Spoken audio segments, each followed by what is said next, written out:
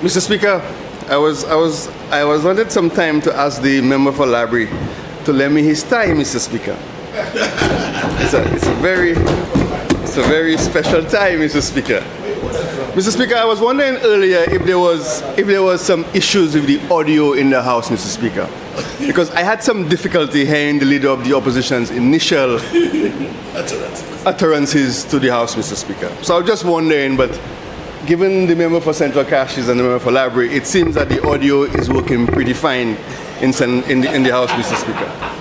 But Mr. Speaker, I rise to commend the member for Caches East, Mr. Speaker, for taking this bold and compassionate action to reduce the cost of living for the people of St. Lucia. But Mr. Speaker, before I do that, I just wanted the House to recognize that the highest tax to GDP ratio has been under the leader of the opposition. The highest. And the lowest has been under a St. Lucia Labour Party government. So this misinformation, Mr. Speaker, that we are taxing the people of St. Lucia, Mr. Speaker, is another example of misinformation and mistruths. The highest, Mr. Speaker, was under the leader of the opposition, and the lowest under a St. Lucia Labour Party government. But Mr. Speaker, I'm wondering if the leader of the opposition understands what he is doing to the psyche of this country, Mr. Speaker. What he is doing to the politics of the country, Mr. Speaker. When he goes about describing what happens in this country to the world, Mr. Speaker, because everyone is watching what we're doing. And when he makes certain statements, Mr. Speaker, I'm wondering sometimes if he doesn't recognize that in the event of a change, he has to govern over the very same thing that he is trying to destroy. And it will not be as easy as he wants it to believe, Mr. Speaker. If he succeeds in his destruction, Mr. Speaker, the next 10 years, Mr. Speaker, St. Lucia will be in a very, very serious position, Mr. Speaker. Mr. Speaker, I will move on to the more substantive matter. By expanding the exemption list, Mr. Speaker, and reducing the VAT on essential goods, Mr. Speaker, we are putting money directly back into the hands and the pockets of families, workers, and the vulnerable. Mr. Speaker, this is not theory, as the member of Library has mentioned a few moments ago, Mr. Speaker, of the so-called economic advisors. It is real relief, Mr. Speaker. Every time, Mr. Speaker, a mother buys any of the items contained on that list, Mr. Speaker, she will feel the difference. Every time a pensioner, Mr. Speaker, buys any of those items on that list, Mr. Speaker, they will pay less. That is the kind of leadership, Mr. Speaker, that this country needs. That is the kind of leadership that the Member of Parliament for Caches is bringing to this country, Mr. Speaker. But when you have no responsibility, Mr. Speaker, when you don't have to grapple with the weight of your decision, Mr. Speaker, you could afford to say anything you want, Mr. Speaker. The leader of the opposition does not have to deal with the consequences of what he says, as yet. So he is free to say whatever he wants. But there's a reckoning, Mr. Speaker, that is not too far from now. And if they think, Mr. Speaker, this is a giveaway, I ask them to look forward to the 2026-2027 budget, Mr. Speaker. Then, Mr. Speaker, we will see what they will have to say at this point in time, Mr. Speaker. And yes, Mr. Speaker, this comes at the cost of revenue to the government. But this government, Mr. Speaker, doesn't solely exist to tax, Mr. Speaker, or to collect taxes. It exists, Mr. Speaker, to serve people. And when families have more to spend, when the economy grows stronger, businesses benefit, and everyone wins, Mr. Speaker. This measure, Mr. Speaker, is part of a wider plan to ease the burden, Mr. Speaker, due to global inflation, to strengthen our middle class, and to ensure the poor and vulnerable are not left behind. So, Mr. Speaker, this is a government in action, reducing prices, protecting people, and building a fairer economy for all, Mr. Speaker. Mr. Speaker, you also heard them saying, and I wasn't quite sure if I was hearing him correctly, but I could have sworn I heard him saying this is to do with a giveaway of some sort, Mr. Speaker. But, Mr. Speaker, feeding a child, easing a mother's burden, lowering a pensioner's grocery bill, these are not giveaways, Mr. Speaker. They are responsibilities of a caring government. If helping people, Mr. Speaker, is what the opposition calls populism, then I say to them we will continue proudly to practice it, Mr. Speaker. I also heard, Mr. Speaker, that he made a reference to whether the savings essentially would be passed on to the consumer. Mr. Speaker, this government is not naive. We are pairing the VAT relief with the monitoring and engagement with retailers to ensure that the savings actually reach the people.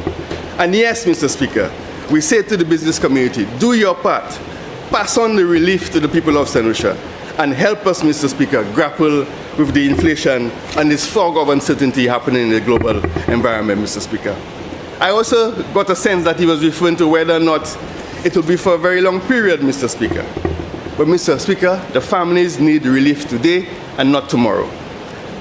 This measure, Mr. Speaker, brings immediate impact and is the only one piece of a bigger plan: job creation, housing, youth economy, and investment in skills. All designed, Mr. Speaker, for a long-term prosperity. This, Mr. Speaker, is a balanced and fair approach to dealing with the issues of the state. Mr. Speaker, I could have sworn I heard the opposition also say that it was unsustainable. We call it, Mr. Speaker, compassion. They call it populist, Mr. Speaker. We call it leadership. While they argue this government acts, Mr. Speaker, and the people of St. Lucia will benefit, Mr. Speaker. But, Mr. Speaker, there is also a lot of conversation about why are we doing this at this particular point in time. The election is not due for another year, Mr. Speaker. We are simply responding to the needs of the people of St. Lucia. And it always troubles me, Mr. Speaker, when they make this point that the government is raising more revenue. Who does the revenue belong to? Who does the money belong to? It is the money for the people of St. Lucia. And the more we have to deliver to them, the better it is for them. So I would like them to abandon this notion that the government is raising money as if the money it belongs to the members of cabinet or the members on this particular side. It is for the people of St. Lucia, Mr. Speaker. And every penny that we raise, it is accountable, and we could show where we've done with the money, but we could also demonstrate how we've redistributed, Mr. Speaker, what we've actually been able to recover today, Mr. Speaker. We've recovered it, Mr. Speaker, and we've redistributed it. When we came into government in 2021, Mr. Speaker, the Treasury was in a mess. It would have been an irresponsible Prime Minister, Minister of Finance, to have said to the world, by the way, I inherited a situation from the former Prime Minister, and it's in a diabolic mess. That would not have been the responsible thing to do. Even if, Mr. Speaker, it would have been the politically savvy thing to do. But it would have been irresponsible of the current Prime Minister, Minister of Finance, to say, no, he never said. He never said. The Prime Minister, Minister of Finance has never told the people of St. Lucia the exact danger we were in as of July 2021. When we came into government, by the end of December, the debt to GDP ratio was 102%. 102%. When you add all the state-owned enterprises, all the DFCs, all the payables, have a look. Member from Mico South. Mr. Speaker, the member is misleading the House. There's no document that shows the debt to GDP was 102%. I've looked at the social and economic review. The highest it's ever got to was at 91%. We've been through that discussion as to why that was, because there was a significant contraction in the GDP. So the member cannot just have a number and has no evidence of the number, especially if he's a sitting member of the House. That's a minister. Mr. Speaker, I couldn't actually, yet again, I think there's a problem with his audio. So Please proceed, member. I could proceed. Mr. Speaker, the Economic and Social Review does not contain in the total figure contingent liability. Member from Mico South. Yeah, Mr. Speaker, I'm going to ask the member to have withdrawn that statement. There is absolutely no proof or any evidence that the debt to GDP when he came in was 102%, unless he's willing to provide it. But the Social and Economic Review certainly does not say that. And I would like him to either withdraw the statement, Mr. Speaker, or correct it. One of the two. But it cannot just stand, Mr. Speaker. Please proceed, member for Ancillary Canaries. Mr. Speaker, the member for Mico North, whilst he was the Prime Minister. Just a minute. Member from Mico South. Again, Mr. Speaker, how can he just continue? Member from Mico South. There's no proof of it. Member from Mico South, you are now offending the standing orders, which require the Speaker's rulings to be final. If you want to challenge the Speaker's ruling, there is a process on the standing order 41 and 37. Please take your seat. Please proceed, member for ancillary economies. Mr. Speaker, and that is the example that he wants the young people to follow. You are the leader of the business in this house, and you've made a ruling, and he's still on his feet. Mr. Speaker, before he left government, he commissioned a report. The report that he commissioned, that was not left on the shelves, was read. But just a minute, member of Microsoft, can you turn off your microphone? And it is that report, Mr. Speaker, that points to the 102% of the debt to GDP, Mr. Speaker. That is what it is, Mr. Speaker. And it's very easy, Mr. Speaker, for him to stand and say, I'm a minister today, but I was always able to read and decipher information. The member for Miku South, when you left government in 2021, the debt... Member for ancillary, what you decide is the truth does not matter in this house. It is my ruling that matters, and if you are offended by my ruling, Standing Order 41 gives you the avenue with which to dispense it. Mr. Speaker, I'm just asking for some clarification. There is no clarification. I have made a ruling. I'm just asking. I have made a ruling. I'm just asking. Member, I have made a ruling. I'm asking. You will either take your seat, it is my understanding that members who are in government, when they're going to use statistics or provide numbers, have to provide documentation. The member has made a statement I know as the former Minister of Finance was not true, and I'm only asking, where did that information come from, Mr. Speaker? Member from Miku South, I will not ask you one more time to take your seat. If you're not going to take your seat, you will be escorted outside. That's become commonplace with you. That's so fine. No problem that's with that. fine. Okay? That's fine. But I'm just asking, how can a member come to the house and not say something that's true and provide no evidence? Member, please take your seat. He wants clarification on the tax to GDP ratio. He could I come into that. He could consult the latest OECD report, revenue statistics in Latin America and the Caribbean 2025. That's one. If you want the other information, sit with your gurus, use your calculator, and add up all the obligations of the state. Why are you pretending as if you don't know what to do? Member, I'm not going to engage a discussion between you and the member for ancillary economies. Mr. Speaker, I must insist what the member just said. Member, please take your seat. But it brings me more concern. I am asking you what the member just said, Mr. Speaker, makes no sense. If you're not going to take your seat, I must do a calculation, and it's on the basis of that calculation that's 102%. No, that's not what I said. How does that make any sense, Mr. Speaker? That's not what. How does that make any sense, Mr. Speaker? Member, if you're not going to take your seat, I will have you escorted. Member from Miku South, I repeat what I said. With regards to the tax to GDP ratio, I'm coming to it. Because no, I'm coming to it. Member for ancillary economies, I made a ruling, there is no explanation to give. So the tax to GDP ratio, Monsieur, you could refer the Honorable House, Mr. Speaker, to the OECD website, revenue statistics in Latin America and the Caribbean 2025. With regards to the obligations of the state, what I said to you, member, you could sit with your gurus and you could add up all the obligations that you referred to, because you said the economic, you said the economic and social review. Member for ancillary economies, please do not engage in a crosstalk and proceed with your presentation. Mr. Speaker, it is very easy for the gentleman to sit there and say what he wishes. But the facts that the social and economic review, the member for Miku South, spells out the obligations of the state, right?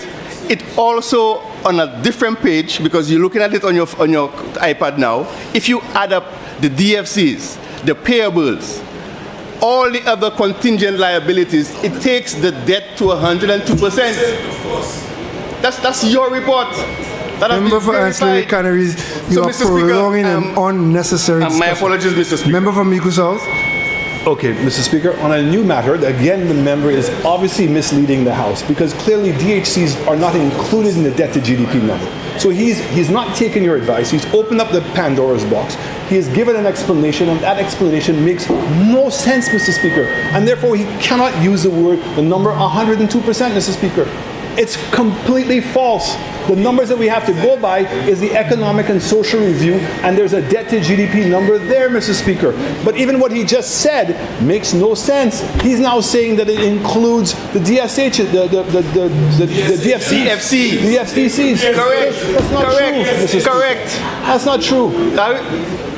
So I'm asking for, Mr. Speaker, for him to withdraw the statement or provide a document that we know of that says it was 102%. Not some fictitious calculation that he's determined, Mr. Speaker. That's not how it works, especially a member who's in the Minister of Finance. So it means he has access to all the information. He ought to know it accurately.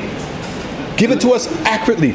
What was the debt to GDP in 2021 or 2022? It's up to him. By it's in the December social and economic review, and at no point was it 102%, Mr. Speaker. That's the only point I'm making. And he didn't take your advice, and he's opened it up and provided more details. Thank you very much, member from Miko South. Can I ask for it to be withdrawn, Mr. Speaker? Mr. Speaker. I have already ruled on that. Member for Ancillary Canaries, please proceed with your presentation. Mr. Speaker. And desist from that crosstalk. My apologies, Mr. Speaker. Mr. Speaker, the debt to GDP ratio when we came into government in 2021 was a significant issue. It was a significant issue. The Member of Parliament for Mico South is well aware that before he left office, he commissioned a report. He commissioned a report from an international agency asking them to give him options in how to treat the debt of the country. We received the report, we read the report, and the report made the following points. And one of the points that the report made was when you add all of the contingent liabilities, the debt to GDP ratio was 102% as of December 2020. It's not for me to play games with you, member. It's not for me to play games with you. I know how you feel about me, and you know how I feel about you. Mr. Speaker. Mr. Speaker, so I have no intention, Mr. Speaker, of misleading any of my colleagues or the country on a whole. It is not who I am, Mr. Speaker. So therefore, Mr. Speaker, you are doing exactly what the leader of the opposition is doing, which is to disregard the ruling of the chair. My apologies, Mr. Speaker. So, Mr. Speaker, I stand in full support, Mr. Speaker, of the motion, Mr. Speaker, and I look forward, Mr. Speaker, to those benefits, Mr. Speaker, being accrued to the people of Sanitary. I thank you, Mr. Speaker.